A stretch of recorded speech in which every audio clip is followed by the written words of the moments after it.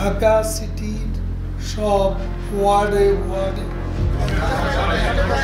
রোববার ঢাকা সিটির সব ওয়ার্ডে জমায়েত। মাঠে নামছে আওয়ামী লীগ। সারা দেশে জামায়াতের ডাক। সরকারি চাকরিতে কোটা নিয়ে আন্দোলনের সহিংসতায় প্রাণহানির প্রতিক্রিয়ায় অদ্ভুত পরিস্থিতিতে এবার রাজপথে কর্মসূচি দিয়েছে ক্ষমতাসীন আওয়ামী লীগ। রোববার ঢাকার প্রতিটি ওয়ার্ডে এবং দেশের সব মহানগর এবং জেলায় রোববার জামায়াতে কর্মসূচি ঘোষণা করেছেন দলের সাধারণ সম্পাদক ওবায়দুল কাদের। শনিবারে শোক মিছিল নেওয়া হয়েছে। সোমবার ওই দিন রাজধানীর ইঞ্জিনিয়ার্স ইনস্টিটিউশন থেকে বঙ্গবন্ধু ভবন পর্যন্ত মিছিল করবে ক্ষমতাসীন দলটি। শনিবার দুপুরে ধানমন্ডির আওয়ামী লীগের সভাপতি রাজনৈতিক কার্যালয়ের এক জরুরি সংবাদ সম্মেলনে দলীয় কর্মসূচি ঘোষণা করেন কাদের। তিনি বলেন, একদিকে দুর্যোগপূর্ণ আবহাওয়া, অন্যদিকে আমরা কোনো রকম মুখোমুখি অবস্থানে জড়াতে চাই না। সে কারণে সংঘাত হতে পারে এ ধরনের প্রোগ্রাম আমরা এড়িয়ে চলেছি। গতকাল এবং আজকেও আমাদের নির্ধারিত কর্মসূচি ছিল। আমরা এখন নতুনভাবে 5 আগস্ট বঙ্গবন্ধুর বড় ছেলে শেখ কামালের জন্মবার্ষিকী, যদিও মৃত্যুর বেদনা জন্মদিবসকে ছেপে চলে যায় শোকের কাছে।